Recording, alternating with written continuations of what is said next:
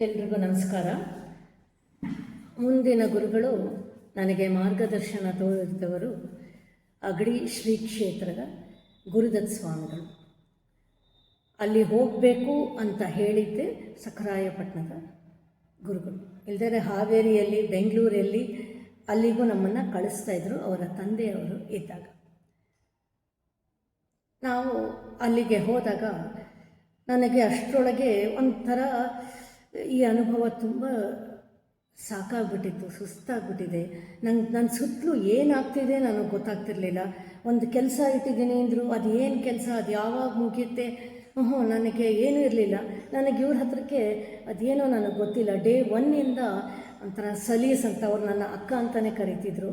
ನಾನು ಅವ್ರ ಹತ್ರ ಜಗಳ ಮಾಡ್ಬೇಕಾದ್ರೆ ತಮ್ಮ ಅನ್ನೋ ಭಾವನೆಯಿಂದನೇ ಇವತ್ತಿಗೂ ನಾನು ಜಗಳ ಮಾಡ್ತೀನಿ. ಅದೇ ಡಿಸ್ಕಸ್ ಮಾಡಬೇಕು. ಅವ್ರ ಮಾರ್ಗದರ್ಶನ ತೋರಿದಾಗ ಅವ್ರನ್ನ ಗುರು ಅನ್ನೋ ಭಾವದಿಂದನೇ ನೋಡ್ತೀನಿ. ಸೊ ಅವರಲ್ಲಿಗೆ ಹೋದಾಗ ಅವ್ರ ಮನೆಗೆ ಹೋಗಿದ್ವಿ. ಆವಾಗ ನಾನು ಅವ್ರಿಗೆ ಹೇಳಿದೆ, ಹಿಂಗೆ ಒಂದು ಜಾಗಕ್ಕೆ ಸೇರಿಸ್ತೀನಿ ಅಂತಂದರು. ಆಮೇಲೆ ನಿಂಗೊಂದು ಕೆಲಸ ಇಟ್ಟಿದ್ದೀನಿ ಅಂತಂದರು.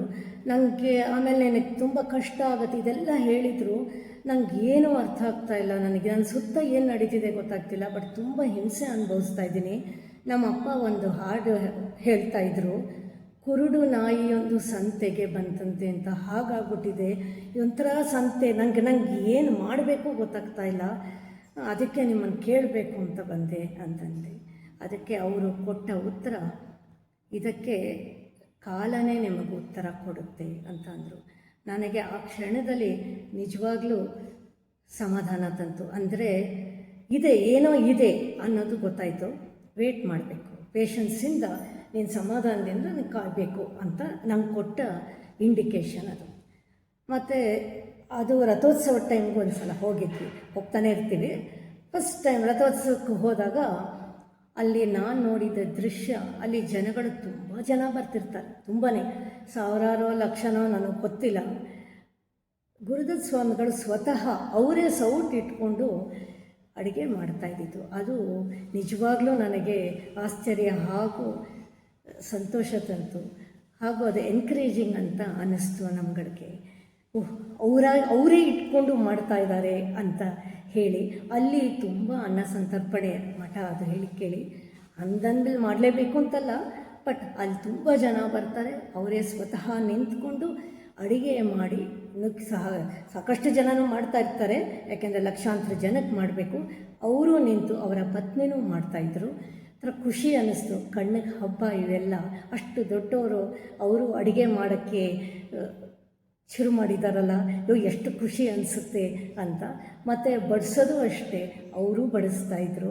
ಒಂಥರ ಇವೆಲ್ಲ ನೋಡೋಕ್ಕೆ ದೊಡ್ಡವರೆಲ್ಲ ಅಲ್ಲ, ಎಲ್ಲರ ಜೊತೆಗೆ ಬೆರೆತು ಚೆನ್ನಾಗಿ ಅವರು ಅಡುಗೆ ಮಾಡಿ ಬಡಿಸಿ ಎಂಜಾಯ್ ಮಾಡಿ ಈ ಸುತ್ತಲಿರೋರನ್ನ ಎಂಜಾಯ್ ಮಾಡಿಸ್ತಿದ್ರು.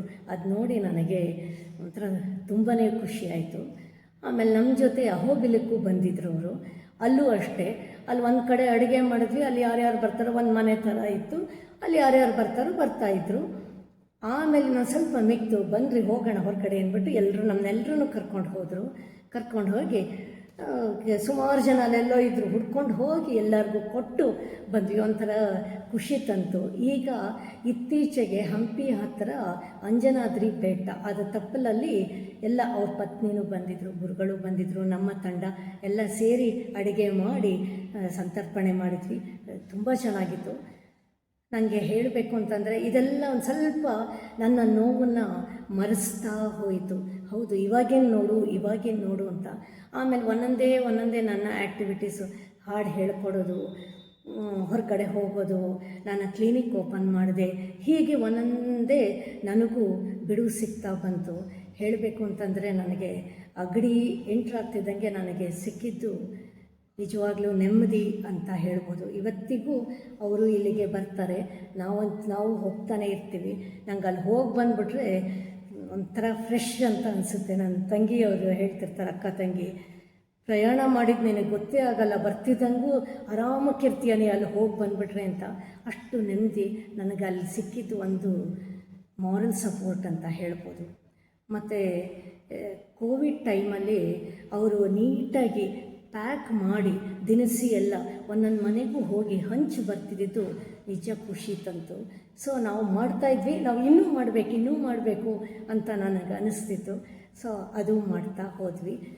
ಇವತ್ತಿಗೂ ನಮ್ಮದು ಹಂಚೋದು, ನನ್ನ ಆ್ಯಕ್ಟಿವಿಟೀಸು ಅದೆಲ್ಲ ಇದೆ. ಇವತ್ತಿಗೂ ನಾನು ಅವರಿಗೆ ಕೈ ಎತ್ತು ಮುಗಿಬೇಕು ಅಂತ ಅನ್ಕೋತೀನಿ. ಯಾಕೆಂದರೆ ನಾನು ಹುಡುಕಿದ್ದು ನೆಮ್ಮದಿ, ಅದು ಖಂಡಿತವಾಗ್ಲೂ ನನಗೆ ಲಭಿಸಿದೆ ಅಂತ ಹೇಳೋಕ್ಕೆ ನನಗೆ ಸಂತೋಷ ಆಗುತ್ತೆ. ಆಮೇಲೆ ನಾನು ಇವಾಗ ಇಷ್ಟೆಲ್ಲ ಹೇಳಿದೆ, ಏನೇನು ಕೆಲಸ ಮಾಡಿದ್ದು ಅಂತ. ಇದಕ್ಕೆ ಕಾರಣ ಒಂದು ಸಲ ಗುರುಗಳ ಮನೆಗೆ ಹೋದಾಗ ಅಲ್ಲಿರಲಿಲ್ಲ, ಅವರು ಚಿಕ್ಕಮಂಗ್ಳೂರಲ್ಲಿದ್ದರು. ಆವಾಗ ನೀನು ಫೋನ್ ಕೊಡಮ್ಮ ಅಂತಂದರು. ಕೊಟ್ಟೆ. ಯಾರೋ ಒಬ್ಬರಿಗೆ ಫೋನ್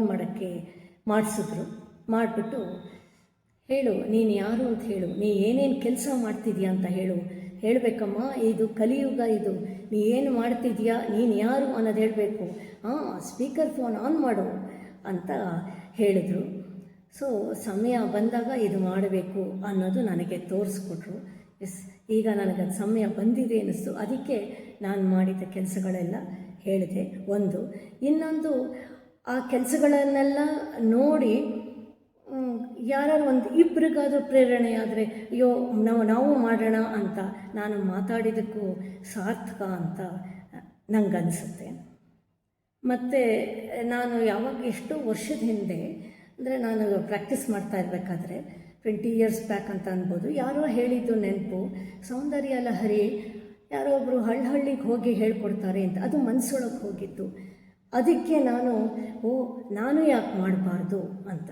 ಸೊ ಈ ಥರ ಯಾರಿಗಾದರೂ ಅನ್ನಿಸ್ಬಹುದು, ಇಲ್ಲಿ ಮಾಡಿದ್ದ ಕೆಲಸಗಳು ನಾವು ಯಾಕೆ ಮಾಡಬಾರ್ದು ಅಂತ ಅನ್ನಿಸ್ಬಹುದಾ ಅನ್ನೋದು ಮನಸ್ಸಲ್ಲಿ ಇತ್ತು. ನಾನು ಏನು ಕೆಲಸ ಮಾಡಿದ್ವಿ ಅಂತಲೂ ಹೇಳಿದೆ. ನಾನು ಇನ್ನೇನು ಹೇಳೋಕ್ಕಾಗಲ್ಲ. ಇವರಿಷ್ಟು ಎಲ್ಲ ಗುರುಗಳಿಗೂ ನನ್ನ ನಮನ. ಮತ್ತು ಇನ್ನೊಂದು ಕಡೆಯದಾಗ ಹೇಳಬೇಕಾಗಿದೆ. ನನಗೆ ಇಷ್ಟಕ್ಕೂ ಈ ಕೆಲಸ ತುಂಬ ಹೆಕ್ಟಿಕ್ಕಿದು. ಇದು ಗುರುಗಳೇ ಹೇಳ್ದಂಗೆ ಇದು ಅಸಾಧ್ಯವಾದ ಒಂಥರ ಹೇಳೋಕ್ಕಾಗದೇ ಇರೋವಂಥ ನೋವು, ಹಿಂಸೆ, ಚಿತ್ರವಧೆ ಎಲ್ಲನೂ. ಇದೆಲ್ಲದಕ್ಕೂ ನನ್ನ ಜೊತೆ ನಿಂತ ನನ್ನ ಮನೆಯವರು ಸುಂದರೇಶ್ಗೂ ಒಂದು ನಮನ. ಈಗ DVG ಅವರ 4 ಸಾಲು ಹಾಡಿಬಿಟ್ಟು ನಾನು ಇದನ್ನು ಮುಗಿಸುತ್ತೇನೆ. ಕಾನನದಿ ಮಲ್ಲಿಗೆಯು ಮೌನದಿಂ ಬಿರಿದು ನಿಜ ಸೌರಭವ ಸೂಸಿ ನಲವಿಂ ತಾನೆಲೆಯ ಪಿಂತಿದ್ದು ದೀನತೆಯ ತೋರಿ ಅಭಿಮಾನವನು ತೋರೆದು ಕೃತಕೃತ್ಯತೆಯು ಪಡೆವಂತೆ ಮನವನನುಗೊಳಿಸು ಗುರು